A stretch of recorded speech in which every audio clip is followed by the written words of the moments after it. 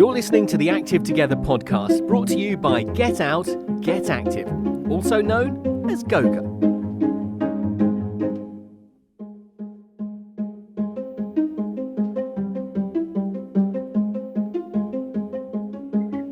Hi, welcome. It's the latest Active Together podcast with me, Sam Lloyd. And today we're talking about a very, very special garden in Wiltshire and the huge impact GOGA has had. So I'm delighted to be joined by a very special guest, Andy Powlesland. Good morning to you. How are you? Good morning. I'm very well. Thank you very much. Thank you so much for joining on our Active Together podcast, because I want to hear all about this very special garden. But before that, tell us a little bit about yourself and how you came to find this garden in the middle of Wiltshire. I'm 67 this year. I joined the Royal Navy straight from school, and I served for 12 years. I served in the Falklands. I got married, met a naval nurse, got married and left, and did various jobs around. I was in the medical branch, so I did various jobs around that, training and development for social services and the NHS, and eventually fell into education and was teaching. So that's really my sort of background. And I became involved with the garden through a group called the Veterans Breakfast Club. And the remit is they organise a breakfast once a month. And we go to the White Hart in Salisbury. We have coffee and tea. We have a good breakfast. We sit around and talk rubbish at each other. and just get together. So that was that's how I started, I guess, getting involved, because the Breakfast Club in Salisbury is very intertwined with a charity called Elaborate. And again, I think that's a fairly local West Country / Wales charity. And it does a lot for veterans, for homeless people, for young people leaving care, that sort of thing. So the Breakfast Club does what it says on the tin. It has a breakfast once a month. But because it's very active around Salisbury, it does other things as well. So we have a coffee morning once a week, and the coffee morning is held at Elaborate at their headquarters. So occasionally people turn up there because they know there's a lot of veterans there. There's lots of people there. They turn up and give a talk on various things. So people like Operation Courage have turned up to talk about mental health. And then one morning, Becky turned up, very appropriately named Becky Twig, who's a gardener. It's a good name, isn't it? Brilliant. One of these names you've got to be having. She turned up and talked about starting a community garden at Arundel's. So that was my involvement. That's where I first heard about it. So she turned up, gave a little chat about Arundel's, and said, is anybody interested in being a volunteer? And I thought, yes, I am. And were you always interested in gardening, or was this something quite new from your perspective as a hobby? It's quite new. My father was always a very keen gardener, with a big garden, had an allotment. That's what people did in those days, wasn't it? But I was never interested. Perhaps I was interested in knowing more about. And it was a good way of getting out of the house, of doing something different. I actually, as I said, I was in the Royal Navy, met a naval nurse. What's that, 1980, isn't it? A long time ago. And she actually passed away a couple of years ago, totally out of the blue. She wasn't ill. She'd had, I think, like a lot of women, perhaps a breast cancer scare, but had come through that. Right. But she came home from work. She was working as a midwife, and just sat opposite me at the supper table and said, because I cooked supper, she said, well, it's very nice, Andy, thanks, but I've got no appetite. I've got a terrible headache. And she used to have what they call migraines. So I dashed upstairs, got her migraine tablets, And I came downstairs and she was on the floor. Oh, And, Andy, I'm so sorry. Yeah, I'm sorry, no. So she sort of died 2 days later in hospital. And a chap called Matt Long from the Defence Medical Welfare Service works around the district hospital in Salisbury. And my son had been in contact with him.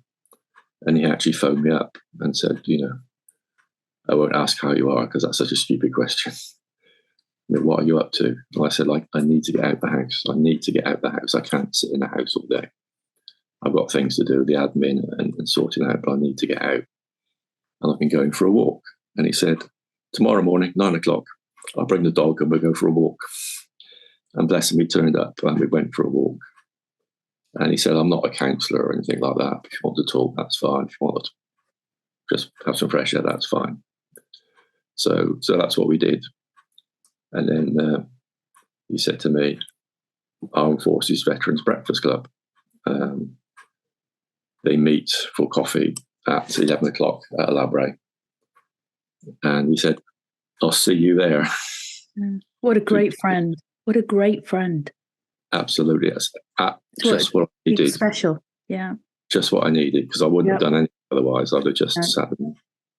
In a kind of way, it's tough love. It was forcing you to get out and speak to people and find people, a group with a common interest, right? Absolutely. I'm glad you've got that, because that was absolutely it. I wouldn't have gone otherwise. Yeah. But he said, I'll see you there at 11 o'clock. So I thought, I need to shake that man by the hand. He's a special man.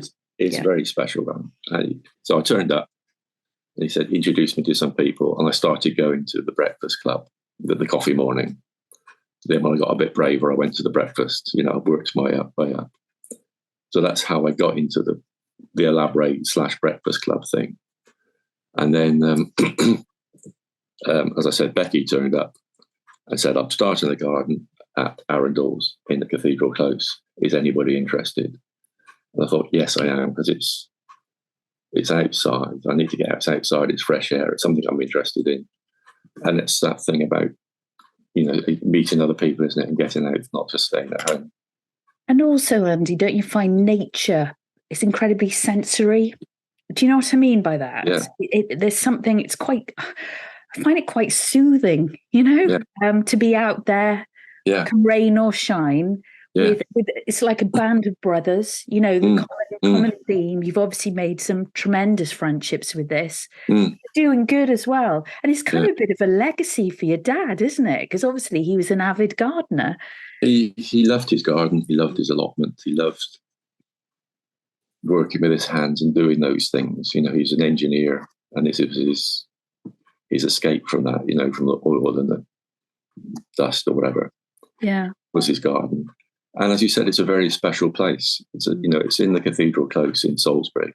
Stunning backdrop. I know it was voted, was it one of the most beautiful places in England a while ago.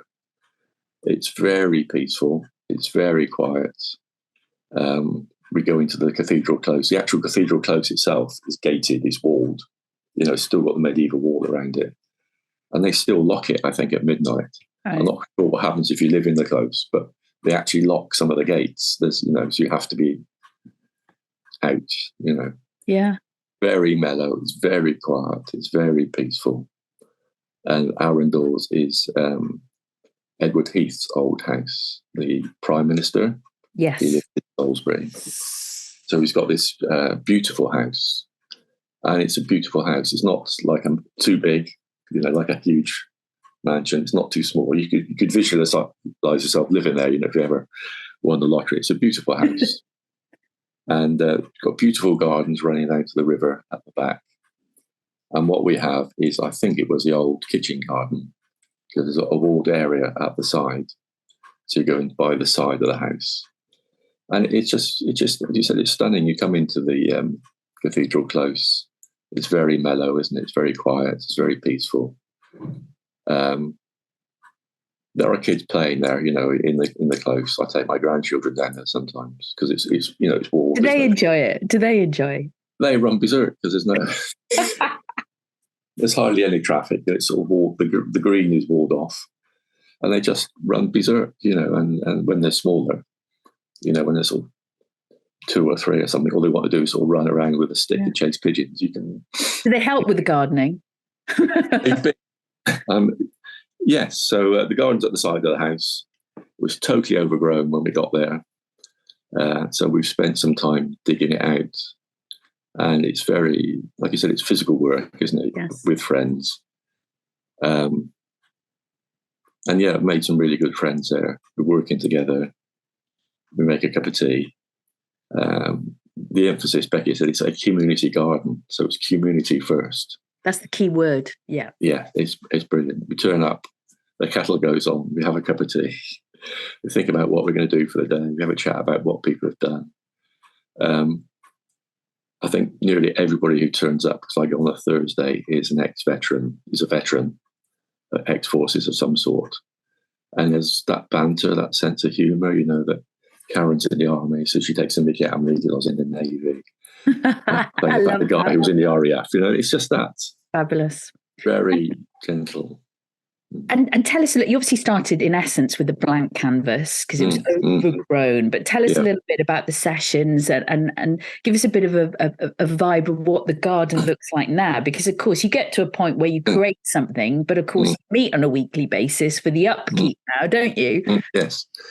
Yeah, so there was not really much there. There were some older plants that we saved. There was a medlar tree, which is some sort of rather old-fashioned fruit. Okay. There were some figs by the wall that had gone mad and some vines. So we sort of cut those back, trimmed them, kept those. But the rest was all overgrown. So we basically started at one end and just dug our way back and dug up all the weeds and dug it over. And Becky had a vision. She does the community garden. She's done several gardens around Salisbury. So she had a plan. Okay. There was no greenhouse left there, so we kept that. We've dug it all over. We've made a pond for the wildlife. We've kept some of it as made it into a wildlife meadow. Oh, lovely! Lots of native British plants for the birds and the bees. Put in a couple of bird boxes. What do they call it? A bee hotel. Yes, love that. Yeah. Put in some raised beds, and we spent a lot of time putting down some matting to make it accessible for people with a wheelchair. So, so the raised beds are accessible. It's all accessible. You can get in with a wheelchair. You can get to the back where we've got our little potting shed and the kettle, which is obviously most for the tea. Yeah. There's a what do you call it? A potting bench. And it's at 2 heights, so someone with a wheelchair can get in. They can get access to the raised beds, and there has been somebody down in a wheelchair. So it's really brilliant. It's inclusive. Absolutely yes. Inclusive as an area for people to go. Yeah. And as I said, it's in the Cathedral Close. There's the local army regiment is the Rifles. So they've got a big museum next door with the gardens going down to the river. And the same thing, there's a tree in there. And someone told me that was planted to commemorate the Battle of Trafalgar. Wow. So massive old tree, History there. Full of history. It's full of a surprising amount of wildlife, since it's in Salisbury, it's a city, but there's a surprising amount of wildlife there. It's lovely. And it's physical work. I mean, it's not only the community spirit, the sense of belonging. Yeah. You're getting a bit of a workout as well on a weekly basis. Absolutely. The digging, the original, the digging was very hard. And I don't know, perhaps because we're veterans, we went at it very gung ho. Let's get stuck in. And Karen, endurance, not a sprint. Yes. And in the end, I think it was Karen, set an alarm clock. He said, "We are going to dig. You're going to dig for 20 minutes, and now we're going to stop and have a cup of tea." Yes, or a chat, or a biscuit, or something like that. And it's learning to pace yourself. It's that inclusive. It's being done a lot of different things for me, isn't it? It's part of the week, isn't it? So it's routine, yes. Diary. It's part of the week. I go there that day. You know you're going to meet people, no matter how low you are or whatever. You're going to meet somebody. You can have some human contact. You know, you're going to have a chat, a bit of banter, a cup of tea. We're going to do some work, depending on the time of year. You know, there's not so much to do now, obviously. But there's plants to pot, there's things to wash up, there's things to clean. Always stuff to do. Always stuff to potter about and do. And, it's in the Arundel grounds. And the Arundel house, next door we have access to their kitchen to get milk out of the fridge and things like this. And it's, again, part of that wider community because they have volunteers there that work in the house. Right, yeah. And we're included in their Christmas lunch and all this sort of stuff. So you're getting part of that wider Salisbury community that you never met before. And be honest with me, Andy. How would you say it's helped you with your confidence? A lot, because I didn't really want to talk to people. I want to get out of the house and get away. But I didn't really want to talk to people at all. And as I said, I started going and sort of sat in the corner and had a coffee and chatted to a couple of people, and you get just more used to it. It's baby steps, isn't it? In terms of a progression. Every step is an achievement. Yes. Yeah. And now I find that the coffee morning, I'm actually going in early and putting the urn on, getting the kettle out and helping, rather than just being part of the audience. Yeah. And it's taking you out of your comfort zone, isn't it? Yeah. So everything is a progression. Yes. And it's a progression thing because you're part of the gardening team. Karen, who manages the boots on the ground, bless her, said, you need to fill out this form. Okay. And you need to get DBS checked, is it the... Oh, right, yeah. I thought, well, okay then. Seems a bit odd for a bit of gardening. I'll do that. I filled all that. She said, congratulations, Andy. You're now a volunteer. You're now a buddy. Can I say I want to meet Karen? She sounds like quite a character.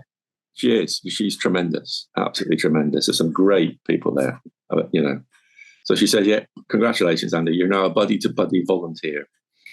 So, I said, what does that mean? She said, well, it means just turn up, dig in, help other people. And I guess she said, be almost a role model. I don't like to say that, but, the progress you have made, because we do have people turning up who are younger, who obviously have gone through Afghanistan and Iraq, have lots of other mental or physical injuries. Yeah. And there's, as I said, a library do a lot for veterans. So there's guys who've been living on the streets, really, and they've now got a room in a shared house, a hostel that a library supports. But they don't want to spend their life in a room, do they? No. So some guys come down to the garden to get fresh air. And so, yeah. Yeah, you make a really valid point, because sometimes you think veterans denotes an older generation, but of course it doesn't, which shows how inclusive this club is from all different age groups. Yeah. Of course, you're also enjoying it with your grandchildren. So it's the kind of the next generation, something that you can take them to and spend time with them in that kind of lovely nature environment with the wildlife and the plants and the space. And the space. And the grandchildren obviously enjoy it. Max and Toby are twins. They're not identical, but they are twins. They're chalk and cheese. Max especially really, really loves it. He's that much more active, outdoorsy type of boy who wants to run, to be occupied. But it's not just him. He enjoys it. And he came down and he palled up with a guy. This is where I'd use his name, I guess, Steve, isn't it? And him and Steve were like best buddies instantly. I think this guy's got kids he doesn't see, and so he palled up with Max, sort of tagged along with him. How old's Max? He was about 4 at the time, I think. Okay, yeah. And we were doing the makeover and we're digging a pond. So Steve and I are digging a pond, and Max bustled in and sort of pushed me out, and then he stood there with Steve, and they were digging a pond, and this, yeah, brilliant. They just hit it off, yeah. And in fairness to Becky, this was her kind of vision. Yes. To rally the troops and get through. But it's without doubt grown and developed. And what kind of impact has Goga had, would you say, on this? Well, it's always the funding, isn't it? It's always the funding to get these things going. So Becky got some funding to start it off, but we needed more funding. She needed more input. I think it was a bigger project than she thought. And none of us were actually gardeners. We all turned up and we were all keen, but none of us knew a dandelion from a rose. A weed from a flower. Yeah. I'd be rubbish. I know.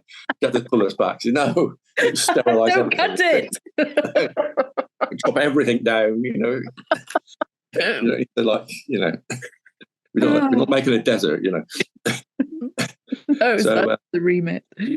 So she needed that remit, and that's made all the difference as well, because she runs other community gardens. So going up to see those as well, having a walk, getting outside.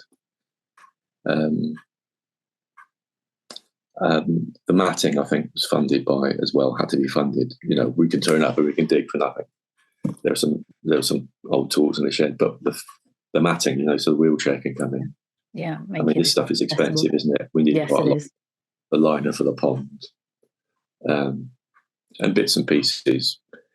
Becky's, running other gardens, so she's got free plants from some people. But you do need to buy some stuff as well, don't you? Some bits and pieces.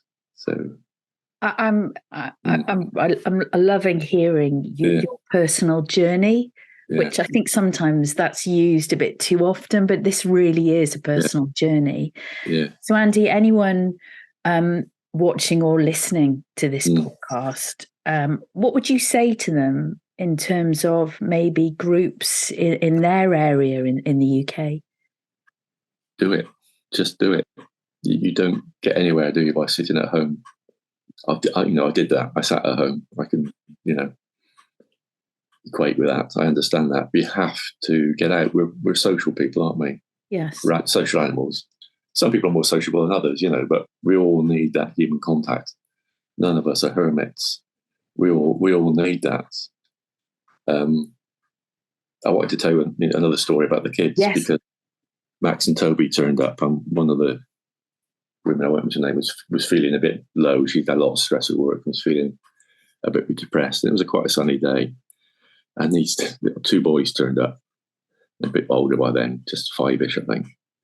And she said, because she had children of her own, she said, "Would you like to help me water the garden?" And anybody who's got kids knows where this ends, don't you? You've got 2 boys with a hose. They were soaked. She was soaked. We were soaked.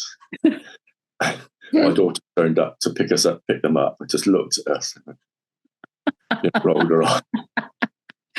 Said, "You need to give me money so I can buy some clothes from the Oxfam shop, because I'm going to take them shopping and they're soaking wet." But everybody was just hysterical with laughter. You cannot, can it? Nobody can be sad, when there's 2 little boys running amok with a hose pipe. Everybody was laughing. It was, everybody will remember that day.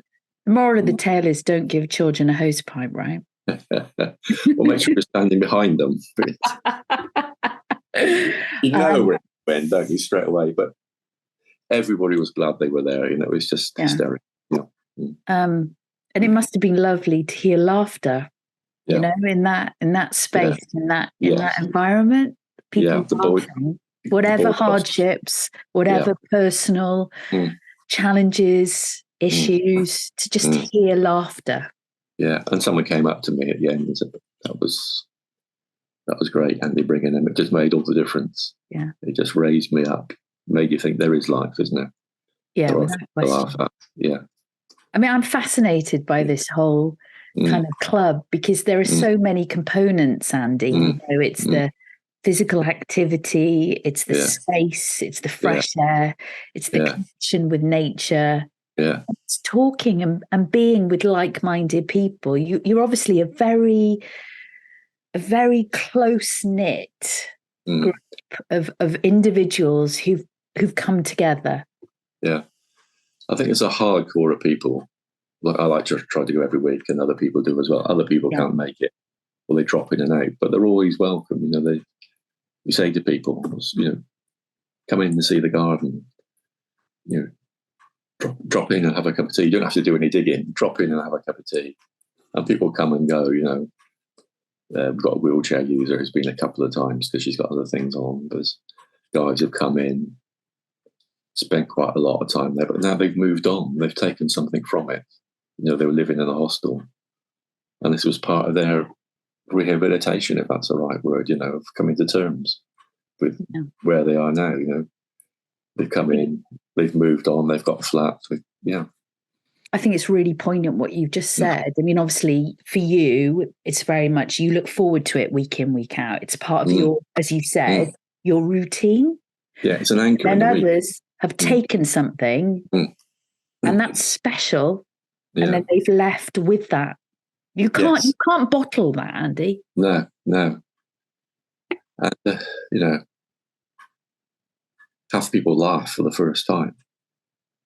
People say that's the first time in 2 years I've laughed. That's you can't put a price on that, can you?